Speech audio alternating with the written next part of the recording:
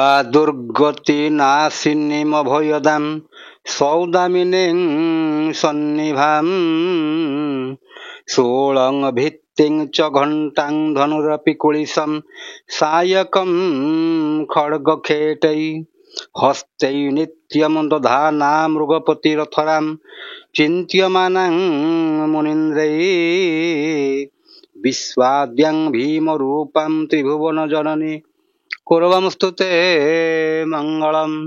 ଜୟ ଜଗନ୍ନାଥ। ମୁଁ ଜ୍ୟୋତିର୍ବିଦ ଚନ୍ଦ୍ରଶେଖର ନାୟକ ମୋର ଚ୍ୟାନେଲ ଜ୍ୟୋତିଷର ଜାତକକୁ ଆପଣମାନଙ୍କୁ ମୋର ଅନ୍ତରର ଗଭୀରତମ ପ୍ରଦେଶରୁ ସ୍ୱାଗତ ଜଣାଉଛି।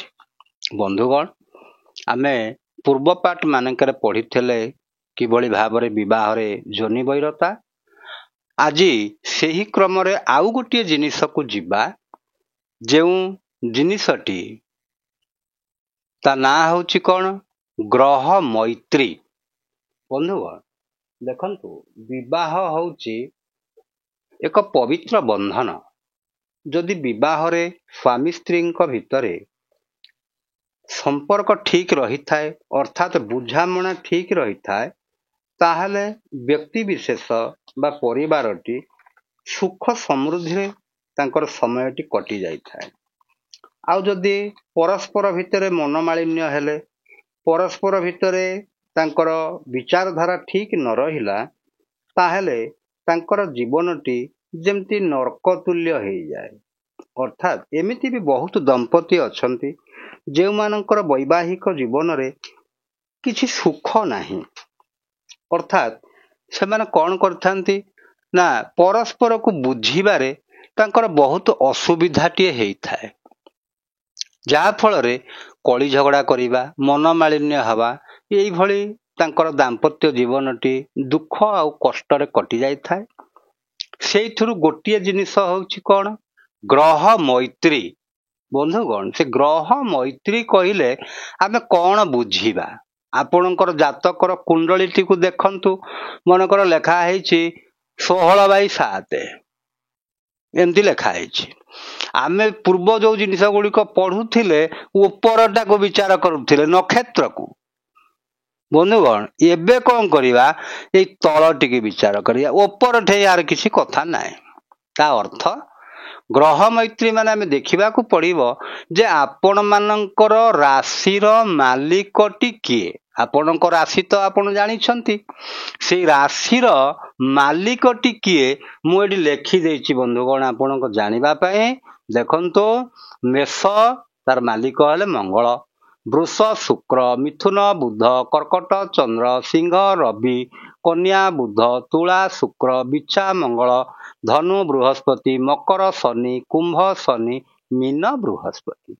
ଆପଣଙ୍କର ଯଦି ତୁଳା ରାଶିଟି, ତାହେଲେ ଆପଣଙ୍କର ମାଲିକକୁ ଦେଖିଦିଅନ୍ତୁ, କିଏ? ନା ଶୁକ୍ର। ଯଦି ଆପଣଙ୍କର ମୀନ ରାଶି, ଦେଖନ୍ତୁ ଆପଣଙ୍କର ମାଲିକ ହେଲେ ବୃହସ୍ପତି, ରାଶି ମାଲିକ। ଯଦି ମେଷ ହେଇଛନ୍ତି ତାହେଲେ ମଙ୍ଗଳ। ତାହେଲେ ଏଇଭଳି ଆପଣ ଏ ଲିଷ୍ଟଟିକୁ ଦେଖିଦେବେ।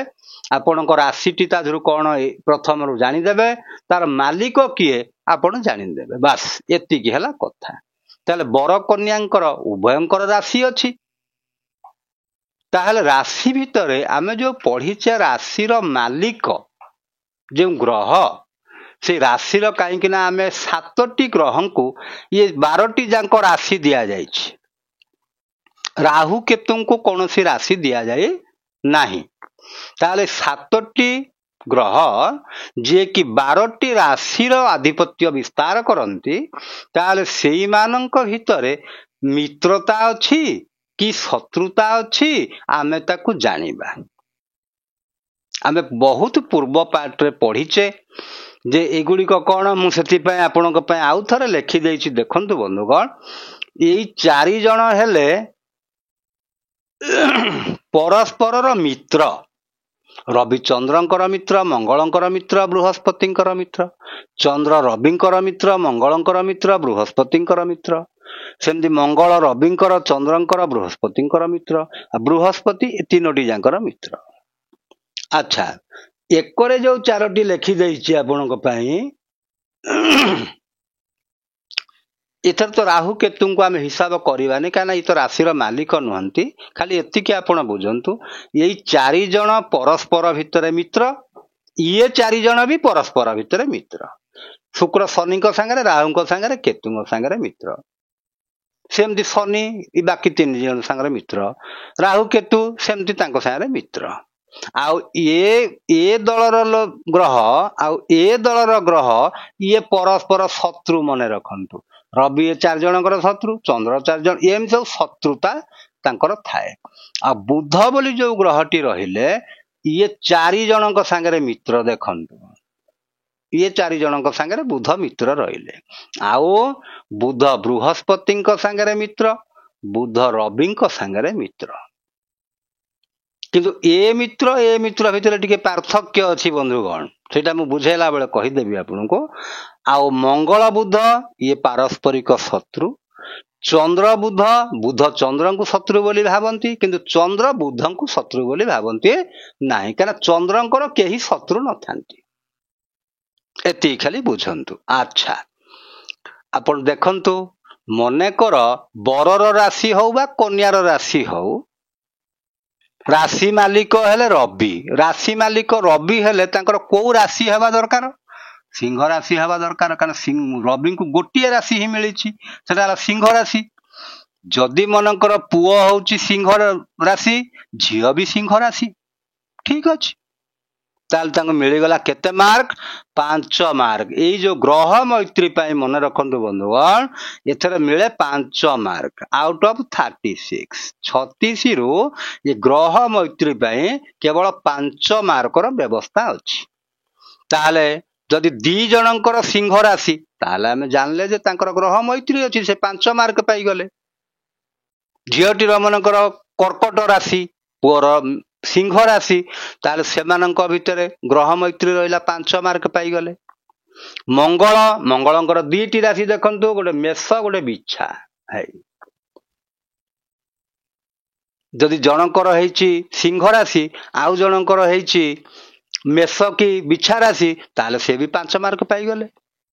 ଆଉ ଯଦି ବୁଧ ହେଇଛନ୍ତି ମାଲିକ, ବୁଧ ମାନେ କନ୍ୟା ଆଉ ମିଥୁନ 2ଟି ରାଶି, ଯଦି ବୁଧ ହେଇଛନ୍ତି ତାହେଲେ 4 ମାର୍କ ପାଇଛନ୍ତି। ବନ୍ଧୁଗଣ ଦେଖନ୍ତୁ, ଏଟା 5 ମାର୍କ ମିଳିନାହିଁ ତାଙ୍କୁ। ତା ଅର୍ଥ ଏଇ ଦଳର ଲୋକ ଯୋଉ ମୁଁ କହିଛି, ବୁଧଙ୍କର ମିତ୍ର ଯୋଉ 2 ଜଣ, ଆଙ୍କ ସାଙ୍ଗରେ ବୁଧଙ୍କର ଯେତିକି ମିତ୍ରତା ଅଛି, ଆଙ୍କ ସାଙ୍ଗରେ ଟିକେ 1 ପଏଣ୍ଟ କମ ଅଛି। ଆଚ୍ଛା, ସେମିତି ଯଦି ସିଂହ ରାଶିର ଇଏ ହେଲେ ବୃହସ୍ପତି ଅର୍ଥ ଯାହାଙ୍କର କି ଧନୁ ରାଶି ହେଇଥିବ, ମୀନ ରାଶି ହେଇଥିବ, ତାହେଲେ ସେ 5 ମାର୍କ ଟିକେ ପାଇଗଲେ। ଆଉ ଯଦି ଶୁକ୍ରଙ୍କର ରାଶି ହେଇଛି ବୃଷ କିମ୍ବା ତୁଳା ରାଶି, ତାହେଲେ ତାଙ୍କର ଗ୍ରହ ମୈତ୍ରୀ ନାହିଁ, 0 ମାର୍କ ପାଇଛନ୍ତି। ଶନିଙ୍କର ରାଶି ହେଇଛି ମକର କୁମ୍ଭ, 0 ମାର୍କ ପାଇଛନ୍ତି ସିଂହ ରାଶି ସହ। ଆଚ୍ଛା, ତାପରେ ବନ୍ଧୁଗଣ ଦେଖନ୍ତୁ, ଯଦି ଚନ୍ଦ୍ରଙ୍କ ମାନେ କଣ?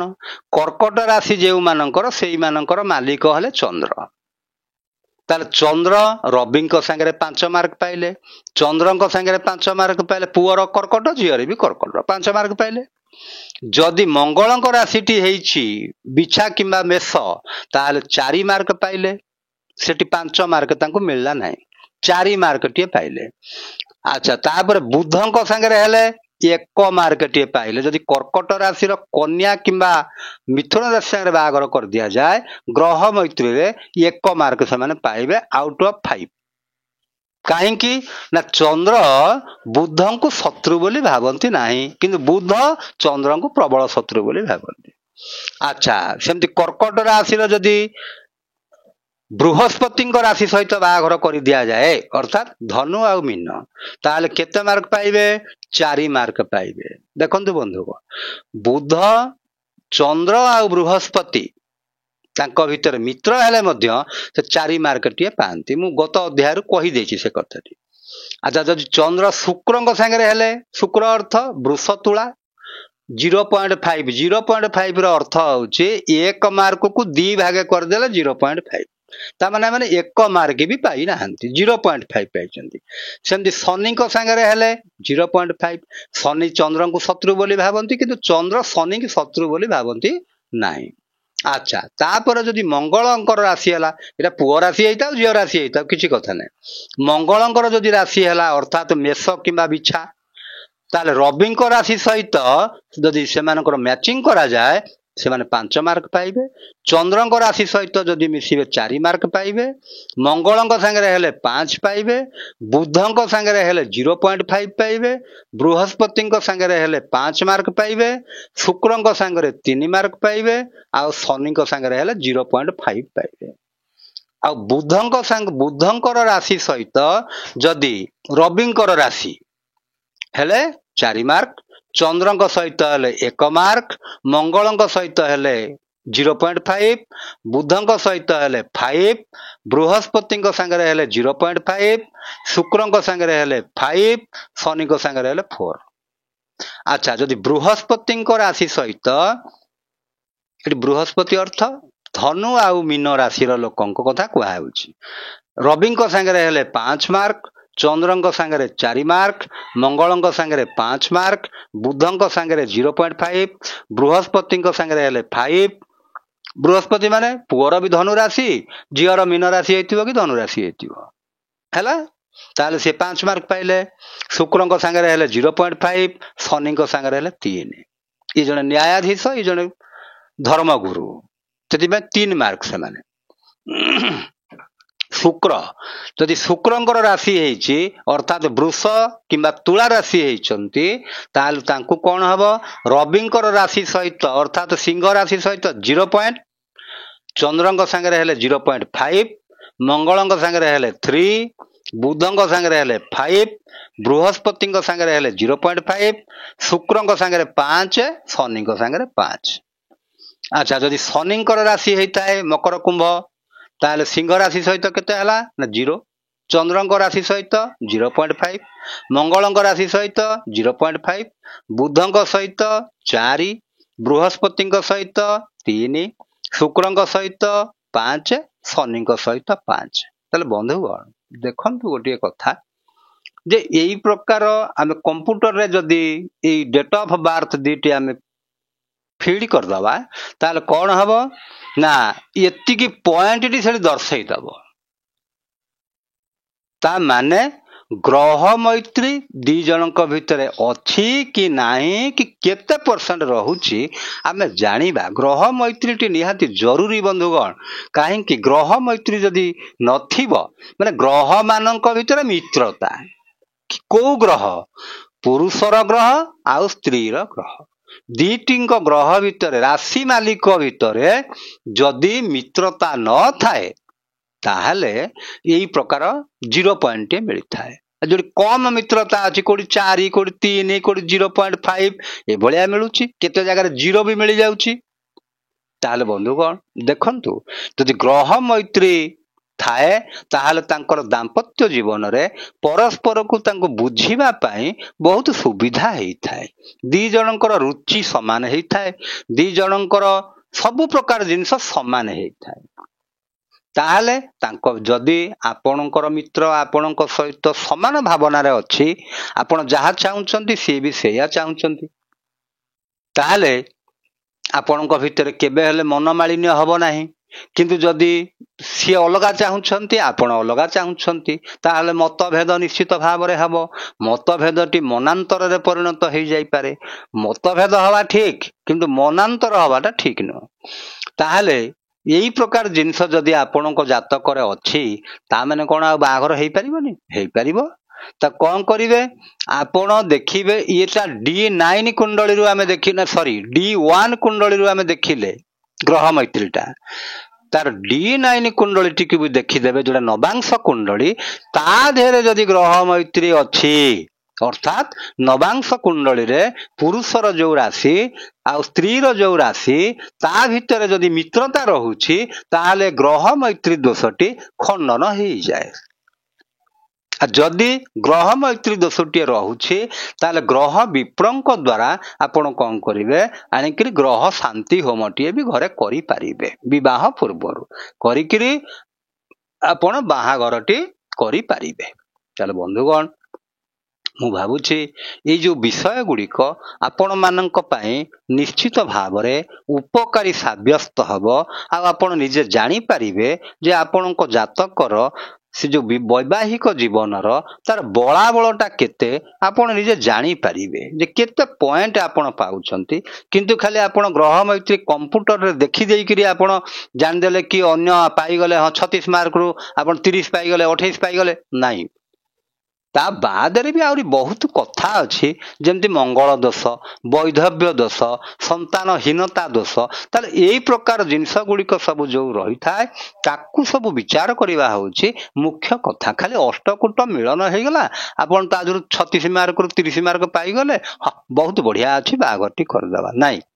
ତା ଭିତରେ ଯଦି ଦାମ୍ପତ୍ୟ ଦୋଷ ଆମର ମାଙ୍ଗଳିକ ଦୋଷଟିଏ ରହୁଥିବ କି ତା ଦେହରେ ସପ୍ତମ ଘରଟି ପୀଡ଼ିତ ରହୁଥିବ, ଶନି ରାହୁ କେତୁ ଏଇଭଳିଆ ପାପ ଗ୍ରହ ମାନଙ୍କର ଦୃଷ୍ଟି ରହୁଥିବ, ତାହେଲେ ନିଶ୍ଚିତ ଭାବରେ ସେ ବିବାହ ହେଇ ବି ନପାରେ।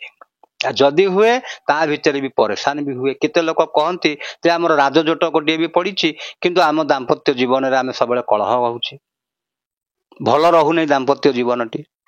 ତାହେଲେ ଖାଲି ଆମେ ଏଗୁଡିକ ହେଲା ତାର ଗୋଟିଏ ଗୋଟିଏ ଅଂଶ। ଆଉ ଏଇଟା ଖାଲି ଆପଣ ଦେଖିଦେଲେ ନାଇଁ ଗ୍ରହ ମୈତ୍ରୀ ନାହିଁ ବାହାଘର କ୍ୟାନସେଲ କରିଦିଅ, ନାଇଁ ସେମିତି କରା ହୁଏ ନାହିଁ।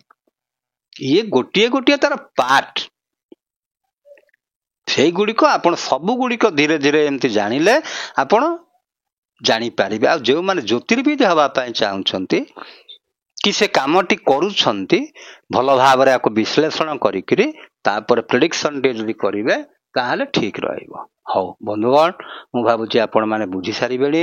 ଭଲ ଲାଗିଥିଲେ ଲାଇକ୍ କରିବେ, ସେୟାର କରିବେ, ସବସ୍କ୍ରାଇବ କରିବେ। ଏତିକିରେ ରହିଲି ବନ୍ଧୁଗଣ।